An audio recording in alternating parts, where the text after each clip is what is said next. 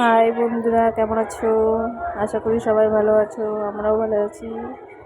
এই দেখো, আমরা একটা মন্দিরে এসেছি, সেটা নাম হচ্ছে হনুমান মন্দির, দিল্লিতে। আমরা যেখানে কাজ করি কোম্পানি, তার পাশেই 2 মিনিটের রাস্তা আর কি। কোম্পানি থেকে 2 মিনিট লাগে যেতে হনুমান মন্দির। তো আমরা মন্দিরের উদ্দেশ্যে আসিনি, আসল কথা হচ্ছে আমরা একটা কাজে এসেছি ব্যাংকের, স্টেট ব্যাংকে। ওখানে এসেছি আমার একটা কাজে। তো ওর বাবা বলছে চলো একটু মন্দিরের সামনে যখন এসেছি তাহলে একটু ঘুরেই যাই, ঠাকুরের দর্শন করে যাই। আমি বলছি না, বাবুকে নিয়ে আসিনি, বাবু পড়তে গেছে, তো যাবো না, অন্য দিন যাবো। ওর বাবা বলছে না চলো, বাবুকে নিয়ে আবার আসবো, এখান থেকে এখানে কাছেই তো, চলো একটু ঘুরে যাই। আসছি যখন, তো বললাম চলো ঠিক আছে। বলে কি বাবু তো ছুটি হতে এখনও দেরি আছে, আরও 1-1.5 ঘন্টা, 7টার দিকে ছুটি হবে। তো এখন বাজে হচ্ছে তোমার 5:30। তো দেখো চলে এসেছি, এটা হচ্ছে শনিদেবের মন্দির।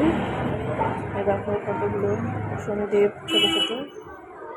এবার এই দেখো উঠেছি আমি এখন ঠাকুরের সামনের এখানে। এই দেখো আমার বর আগে আগে এসে ছবি তোলা শুরু করে দিয়েছে।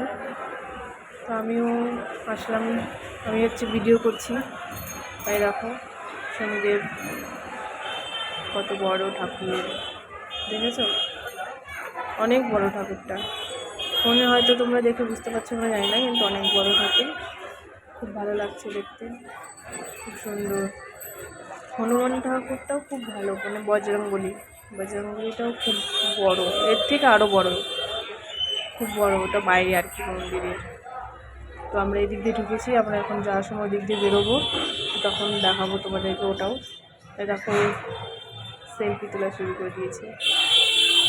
তো এই দেখো চারপাশটা দেখাচ্ছি, খুব ভালো। কিন্তু এখানে হচ্ছে কিছু একটা অনুষ্ঠান মনে চলছিল নাকি, না শেষ হয়ে গেছে জানি না।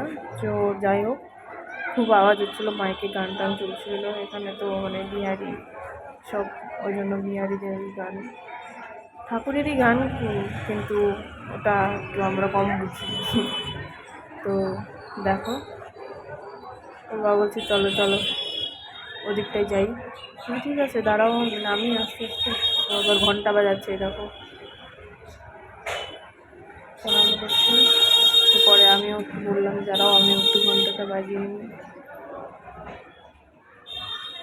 দেখো চারপাশটা খুব সুন্দর জায়গা, একদম খুব নির্জন। সবাই বিকেলবেলা এখানে ঘুরতে আসে, ঠাকুরের এখানে এসে বসে থাকে মন্দিরের ভিতরে, যেটা আর কি হনুমান মন্দিরের ভিতর, সেইখানে সবাই বসে থাকে। এটা তো বাইরের দিকটা, কারণ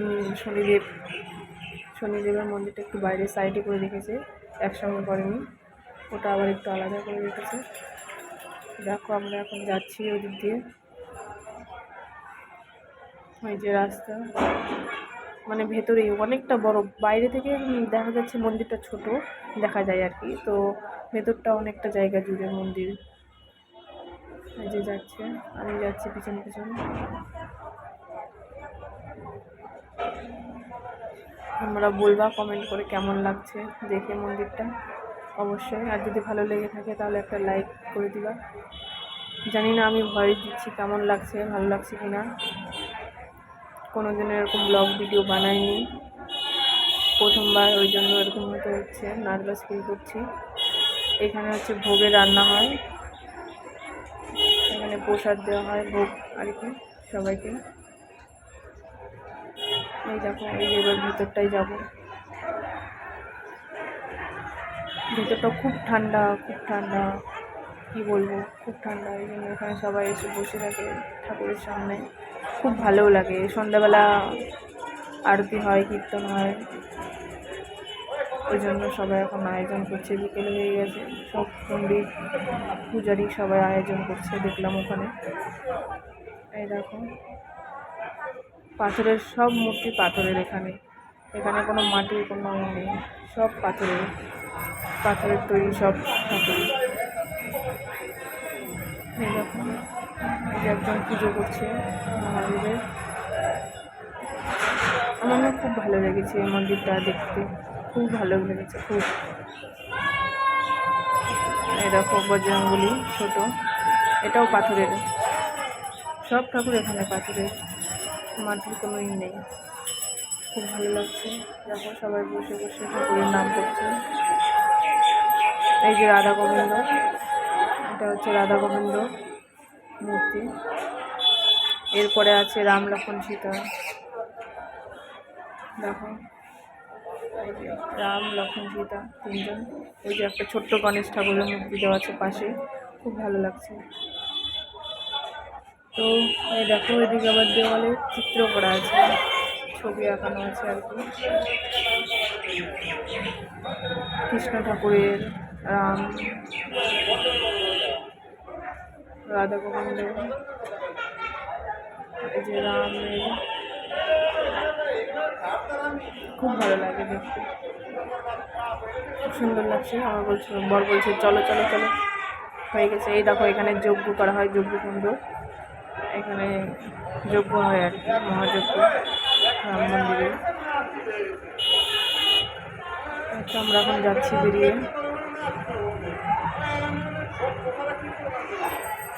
মন্দিরটা অনেক নিচু, উপরে দেখো, ওই জন্য খুব ঠান্ডা লাগে মন্দিরের ভেতরটা। অবশ্য ঠাকুরের থান তো ঠান্ডাই হয় না, ঠাকুরের জায়গা বলে কথা, যেখানে ভগবান সেখানেই শান্তি। দেখো আমার বর এখানে দাঁড়িয়ে আছে, ওই যে পণ্ডিতজি আসবে, পণ্ডিতজির কাছ থেকে হচ্ছে টিকা লাগাবে, ওই জন্য।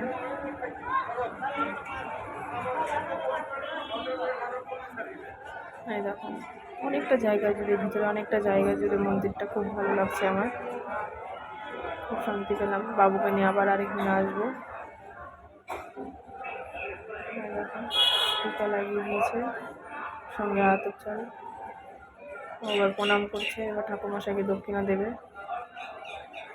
খুচরো ছিল না 1 টাকা, ওই জন্য শুধু 10 টাকা দিয়েছে। আমাকেও বলছে তুমি লাগিয়ে নাও নিজে হাতে, তো আমিও লাগিয়ে নিলাম। মানে ওখানকার ঠাকুর মশাইরা নিজে হাতে সিঁদুর টিঁদুর এগুলো লাগিয়ে দেয় না মহিলাদের, ওই জন্য আমাকে বললো তুমি নিজে হাতে লাগিয়ে নাও। তো আমি নিজে হাতে লাগিয়ে নিয়ে প্রণাম করে নিলাম।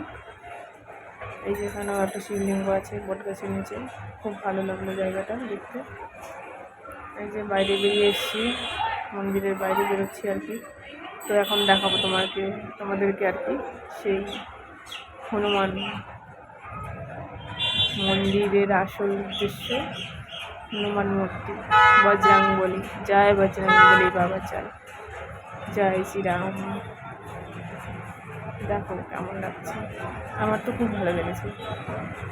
বাইরে হচ্ছে বজরংবলী ঠাকুরটা, ভেতরে ওই সব ঠাকুর মন্দির। বাইরে থেকে দেখো মনে হচ্ছে ছোট্ট একটা মন্দির, কিন্তু ভেতরটা অনেকটা জায়গা জুড়ে। এই দেখো এটা হচ্ছে মন্দির, আসল মন্দিরটা এটা, কিন্তু ভেতরটা অনেক জায়গা। তো ঠিক আছে, এখানেই টাটা বাই বাই, ভালো থেকো সবাই।